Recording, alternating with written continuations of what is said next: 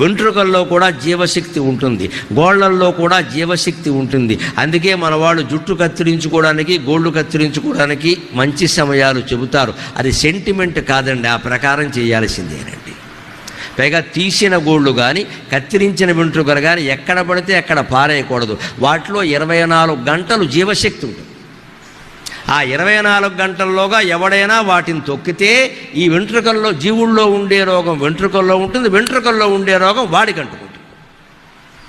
అందుకే రోడ్డు మీద వెంట్రుకలు కానీ గోళ్ళు కానీ ఉంటే తొక్కద్దని చెబుతారు పెద్దవాళ్ళు. అది గుడ్డి నమ్మకం కాదమ్మా, శాస్త్ర సంప్రదాయం, పాటించి తీరాల్సిందే.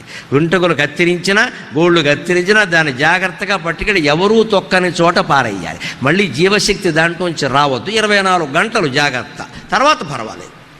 అందుకోసమే మన వాళ్ళు దానికో ముహూర్తం పద్ధతి పెడతారు. ఇక్కడ ఊరికే గోళ్ళు ఇలా నోటితో కొరుక్కోకూడదు, అంతకంటే అనారోగ్యం ఇంకోటి. శని అంటారు, శని అంటే అనారోగ్యం, అంతకంటే ఇలా. గోళ్ళు కొరికావు, గోళ్లలో మట్టి నోట్లోకి వెళ్ళింది, నోట్లో మట్టి లోపలికి వెళ్ళింది, రేపు పొద్దున్న ఆసుపత్రికి వెళ్ళింది. ఇంతకంటే ఏం లేదు, అందులో కొరగద్దంట. మనం కొరికితే వాడికి ఏమిటి నష్టం ఎక్కడ?